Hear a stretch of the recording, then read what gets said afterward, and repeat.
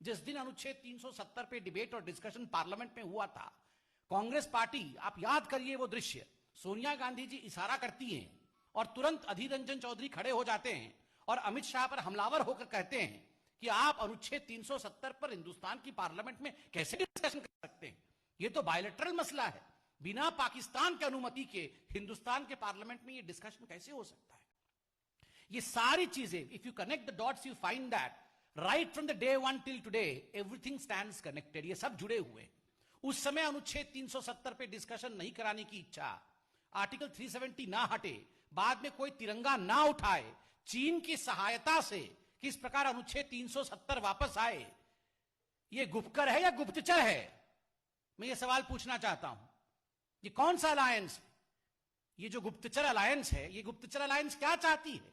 ये गुप्तचर अलायंस वही चाहती है जो पाकिस्तान चाहता है। ये गुप्तचर अलायंस वही चाहती है जो हिंदुस्तान के दुश्मन देश चाहते हैं। हमने यह भी देखा कि जहां भारतीय जनता पार्टी डीडीसी का चुनाव लड़ रही है, वहीं people alliance for Gupkar declaration, ये जो गुपकर डिक्लेरेशन का एक अलायंस है, वह भी चुनाव लड़ रहा है।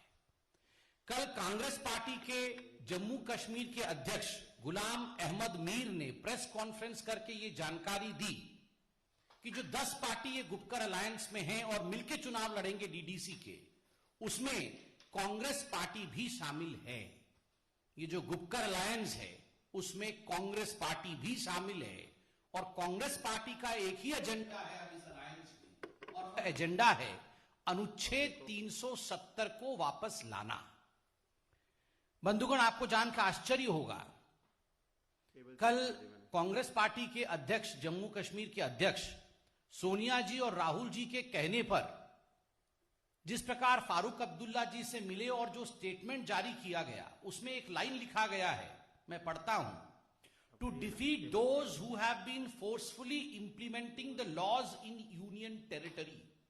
कि ये जो गुपकर अलायंस है उसका मुख्य उद्देश्य है कि जो लोग बाध्यतम फोर्सफुली जम्मू कश्मीर में कानून को थोप रहे हैं, उन शक्तियों को हराना है।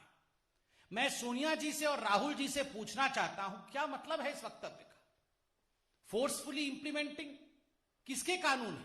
ये कोई चाइना के तो कानून नहीं है, ये कोई पाकिस्तान के तो कानून नहीं है। यह कानून किसका है? यह कानून हिंदुस्तान का है। कौन बनाता है ये कानून? हिंदुस्तान की जनता की प्रतिनिधि इन कानूनों को हिंदुस्तान के सर्वोच्च मंदिर जो डेमोक्रेसी का है, लोकतंत्र का सबसे बड़ा मंदिर जो है, पार्लियामेंट में बैठ करके विचार विमर्श करके लोकतांत्रिक तरीके से ये कानून बनाती है। फिर आप कह रहे हैं कि हम फोर्सफुली इंप्लीमेंट कर रहे हैं और आप उन लोगों को हराना चाहते हैं जो लोग हिंदुस्तान का कानून हिंदुस्तान के मिट्टी में इंप्लीमेंट करना चाहते हैं। यह बहुत ही धिक्कार का विषय है।